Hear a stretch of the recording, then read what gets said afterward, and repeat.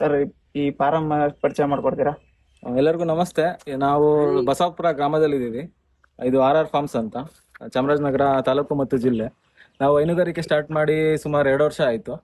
ಮೊದಲನೇದಾಗಿ ಏನಾಯ್ತು ಅಂದ್ರೆ, ನಾವು ಇಲ್ಲೇ ಲೋಕಲ್ ಹಸುಗಳನ್ನ ಲೋಕಲ್ ನಮ್ಗಾಗಿದ್ದ ಪ್ರಾಬ್ಲಮ್ಸ್ ಏನಂದ್ರೆ, ಅವು ಹೆಚ್ಚು ಹಾಲು ಕೊಡ್ತಾ ಇರ್ಲಿಲ್ಲ. ಸುಮಾರು 5ರಿಂದ 6 ಲೀಟರ್ ಕೊಡ್ತಾ ಇದ್ವು ಹೊತ್ತಿಗೆ. ಮತ್ತೆ ಲಾಂಗ್ ಟರ್ಮ್ ಇರ್ಲಿಲ್ಲ.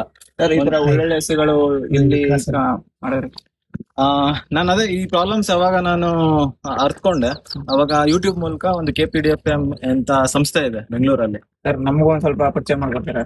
ಇದು ಸಂಸ್ಥೆ ಹೆಸರು KPDFA. ಯೂಟ್ಯೂಬ್ ನೋಡ್ಬೇಕಾದ್ರೆ KPDFA ಸಂಸ್ಥೆ ಬಗ್ಗೆ ನಮ್ಗೆ ತಿಳಿದು ಬಂತು. ಹಾಗಾಗಿ ಅವ್ರನ್ನ ಕಾಂಟ್ಯಾಕ್ಟ್ ಮಾಡಿದ್ವಿ. ಅವ್ರು ಎಕ್ಸ್ಪ್ಲೈನ್ ಮಾಡಿದ್ರು ಅವ್ರ ಹತ್ರ ಸೌಲಭ್ಯ ಏನೇನಿದೆ ಅಂತ.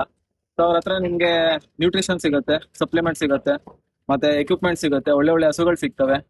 ಮೋರ್ ಓವರ್ ನಿಮ್ಗೆ ಬೇಕಾಗಿರುವಂತ ಮಾರ್ಗದರ್ಶನ ಸಿಗುತ್ತೆ. ಸೊ ನೀವು ಯಾರೇ ಹೊಸದಾಗಿ ಹೈನುಗಾರಿಕೆ ಮಾಡ್ಬೇಕಂತಿದ್ದೀರಾ ಅಥವಾ ಹೊಸದಾಗಿ ಯಾರು ಸ್ಟಾರ್ಟ್ ಮಾಡ್ಬೇಕಂತಿದ್ದೀರಾ, ನೀವು ಖಂಡಿತವಾಗ್ಲೂ KPDFA ನ ಅಪ್ರೋಚ್ ಮಾಡ್ಬೋದು. ಜರ್ಮನ್ HF ಅಂತಾರೆ. ಫುಲ್ ವೈಟ್ ನಿಮ್ಗೆ ಡಾಮಿನೆಂಟ್ ಇರುತ್ತೆ.